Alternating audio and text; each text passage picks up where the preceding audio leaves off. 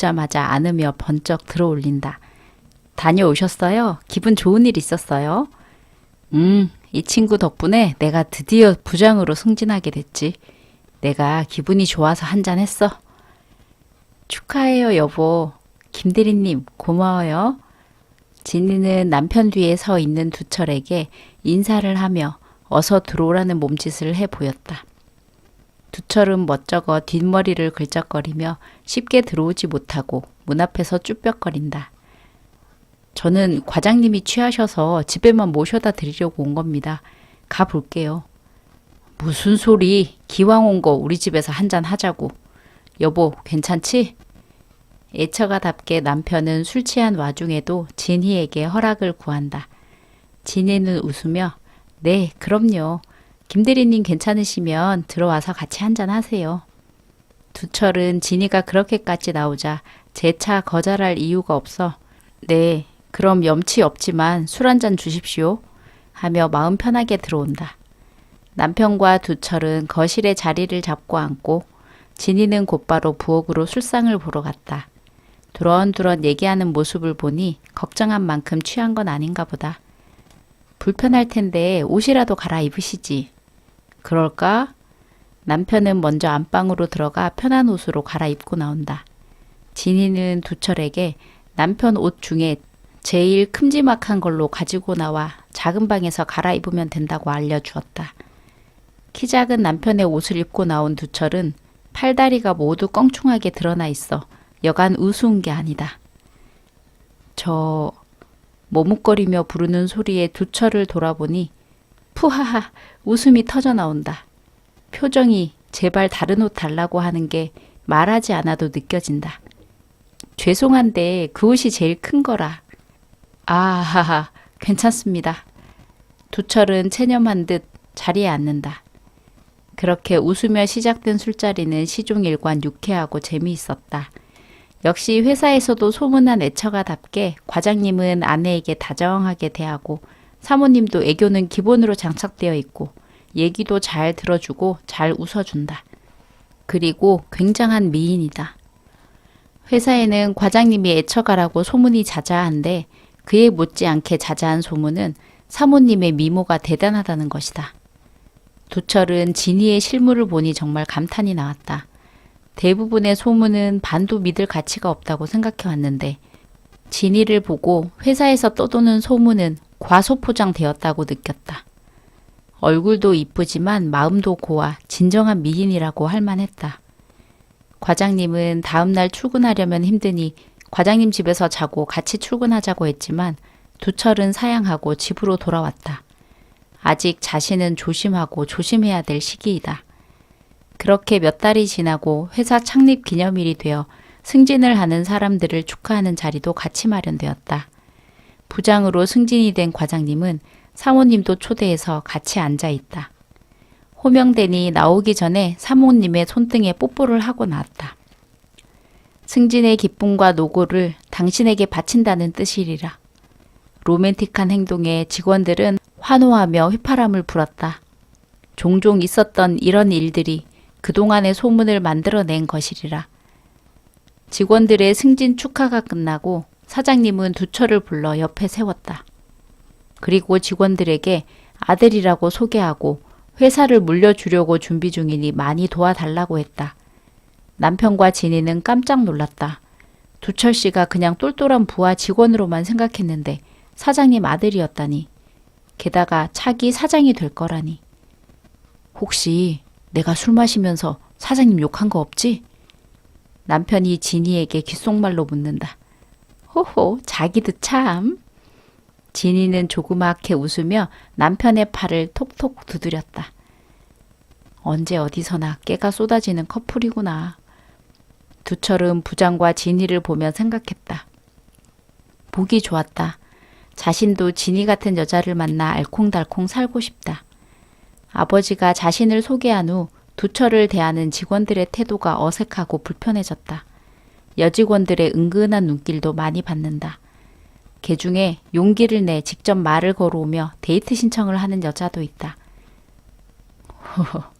어제까지만 해도 내가 누군지 관심도 없던 사람들이 두철은 쓴웃음을 지었다. 아버지에게 직원들에게 알리는 건 나중에 했으면 하고 부탁했는데 아버지는 기왕 결정된 거 미룰 게 뭐하냐며 빨리 알리고 회사에서 자리 잡으라고 하셨다. 그나마 제일 변하지 않고 편한 건 부장님이었다. 부장님은 술을 마시고 조금 취했다 싶으면 바로 집으로 들어갔다. 사모님이 보고 싶어서라고 했다. 자기를 기다릴 거라고. 그런 모습의 두철이 결혼한 지 10년이 넘어도 아직 신혼인 것 같습니다. 했더니 순순히 그렇다고 한다. 그러면서 나랑 술을 더 마시고 싶으면 우리 집에 가서 같이 마시자고 한다. 그래서 오늘도 두철은 못 이기는 척 진이 앞에 앉아 있는 것이다. 어머, 김대리님 잘 지내셨죠? 네, 잘 지내셨습니까, 사모님? 그럼요. 근데 이제는 호칭을 뭘로 해야 하나? 사장님 아들인지 꿈에도 몰랐네요. 회사도 물려받으신다니 축하드려요. 그냥 편하게 김대리라고 하시면 됩니다. 쑥스럽습니다. 아직 모자란 부분이 많아서 부장님에게 많이 배우고 있습니다. 내가 잘 키우고 있지. 취기가 좀 오른 남편은 예의 바르고 일도 잘하는 두철을 마음에 쏙 들어했다. 이런 사람이 사장이 된다니 우리 회사는 탄탄대로라며 진이에게 했던 말이 떠올랐다. 진이가 보기에도 정말 건실한 청년이다. 그나저나 오늘은 술이 없는데 어떡한다? 밖에 술을 사러 나가야 하나 고민하는데 남편이 우리 마나님 고생시키면 안 되지. 작년에 담근 인삼주 먹을까? 두철도 좋다고 고개를 끄덕인다. 창문 밖으로 보이는 비오는 야경이 두철을 감성적으로 만든다. 두철은 처음 마신 인삼주의 향기에 취하고 진이의 아름다움에 취했다. 그걸 아는지 모르는지 진이는 부장님의 농담에 연신 웃으며 즐거워하고 있다. 시간이 지나고 새벽이 점점 깊어지자 슬슬 잠이 몰려온다. 전에도 몇 번 부장님 집에서 술을 마시긴 했는데 그때마다 자고 가라는 권유를 뿌리치고 꼬박꼬박 집으로 갔다. 이제 집에 가야 할 시간은 다가오는데 오늘은 왠지 집에 들어가기 싫다. 여기서 편하게 자고 가고 싶은 마음이 굴뚝 같은데 오늘은 왜 자고 가란 얘기가 없는지. 조금씩 초조해지는 두철이다. 이제 늦어서 주무셔야겠어요. 벌써 시간이 이렇게 됐네. 자네도 오늘은 우리 집에서 자고 가. 비도 많이 오고 집에 가도 얼마 눈도 못 붙일 텐데. 네, 그럼 오늘은 신세 좀 지겠습니다. 비가 와서 집으로 돌아가려니 영 내키지가 않네요. 여보, 씻으세요. 저는 작은 방에 이불 준비해 드릴게요. 진이는 두철의 침구를 준비해 방으로 들어갔다. 두철은 진이가 한아름 들고 온 이불을 얼른 받아들며 고맙다고 인사를 한다. 잘 자라는 인사를 하며 방문을 닫고 나가는 진이를 보며 두철은 기운이 빠진다. 오늘 잘 자긴 다 틀린 것 같다. 이불 위에는 두철이 이 집에 올 때마다 입는 트레이닝복이 같이 놓여 있다. 이 집에 처음 왔을 때 부장님 옷을 입고 너무 짧아서 사모님과 같이 웃었는데 웃고 끝난 게 아니라 그 뒤로 사모님은 두철의 옷을 따로 마련해 놓은 모양이다. 옷에서는 기분 좋은 섬유유연제 냄새가 나고 이불은 폭삭해서 기분이 좋아 두철의 싱숭생숭한 마음을 물리치고 잠은 솔솔 잘 도온다. 탁탁탁탁 도마에 칼질하는 소리가 나서 나가보니 진이는 벌써 일어나 아침을 준비하고 있다. 잘 주무셨습니까? 어머, 시끄러워서 깼나 보네요. 더 주무셔도 되는데. 아닙니다. 다 잤습니다. 조용히 한다고 했는데 소리가 너무 컸죠. 소리보다도 맛있는 냄새에 깼습니다. 콩나물 북엇국 시원하게 끓이고 있어요. 조금만 기다리세요. 근데 부장님은 아직 주무십니까? 아, 그이는 간부들 조찬회의 있다고 먼저 갔어요. 김 대리님은 일찍 깨우면 힘들다고 북엇국 먹고 천천히 출근하시래요. 진이 뒤에 서서 요리하는 걸 보고 있는 두철은 집에 둘만 있다고 생각하자 갑자기 멍해졌다.